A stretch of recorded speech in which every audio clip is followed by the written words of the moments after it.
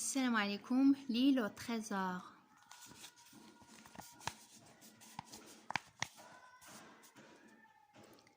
Des pièces d'or.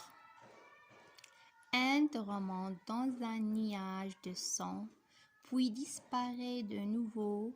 Au bout d'un moment, l'or redevient clair et je peux le voir, couché sur le sable brillant. Il semble remuer doucement comme s'il essayait encore de remonter, mais il est mort et bien mort, blessé à mort et noyé à la fois, bon à donner à manger aux poissons, à l'endroit même où il a essayé de me tuer.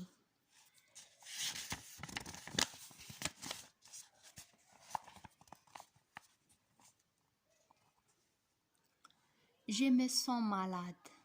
Du sang chaud coule dans mon dos et sur ma poitrine. Le couteau qui m'est entré dans l'épaule brûle comme un feu rouge. Et j'ai peur de tomber dans l'eau verte, à côté d'Israël, Inde. Je serre les mains des deux mains si fort que mes ongles deviennent blancs. Tout mon cœur se tend, je fais un mouvement. Le couteau s'arrache de mon épaule.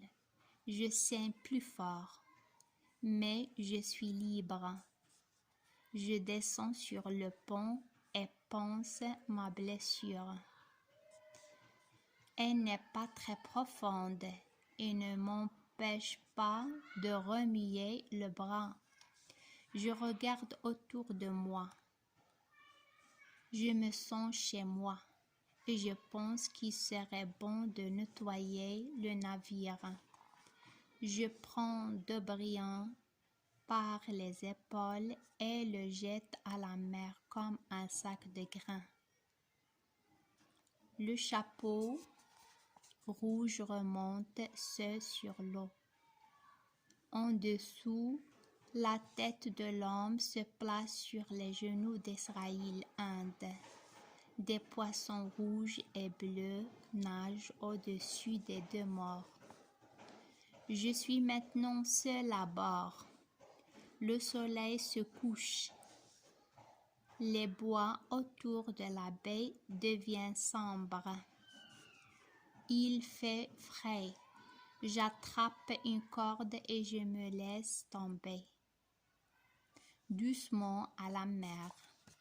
L'eau ne monte qu'à ma poitrine. Je suis bientôt dans les bois et je marche dans la direction du fortin. J'avance lentement en regardant à droite et à gauche. La nuit vient. J'aperçois une lumière. Bengum doit faire cuire son dîner. Je me dis que Silver pourrait le voir aussi bien que moi. La lune se lève et, à sa lumière, je m'approche de Fortin. Le côté ouest est éclairé par les restes d'un grand feu. La maison elle-même est dans l'ombre. Pas un bruit. Je commence à craindre un malheur. Je m'approche de la palissade et je la saute à l'endroit le plus sombre. J'approche de la maison. Quel bonheur! J'entends mes amis. Ils dorment la bouche ouverte et font des bruits qui, d'habitude, ne me sont pas agréables. Je trouve cette nuit que c'est une musique. Puis, je me dis qu'ils se gardent bien mal.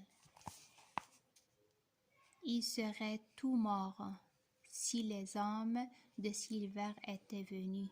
Non, je n'aurais pas dû les quitter. Je suis maintenant devant la porte. Tout est noir à l'intérieur. J'avance lentement, les bras tendus. Je vais me coucher à ma place et je pense avec un rire silencieux qu'ils seront bien étonnés quand ils me verront le lendemain. Mon pied rencontre quelque chose de mou, la jambe de l'un des dormeurs.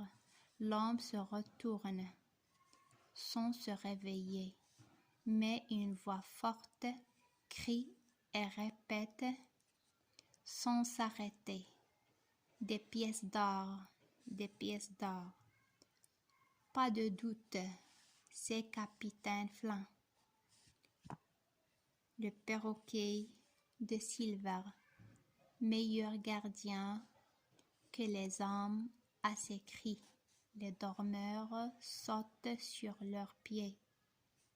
Une voix, celle de Silver, demande « Qui va là ?» J'essaie de me sauver. Je tombe dans les bras d'un homme qui les referme. « Allume, Dick !» commande Silver.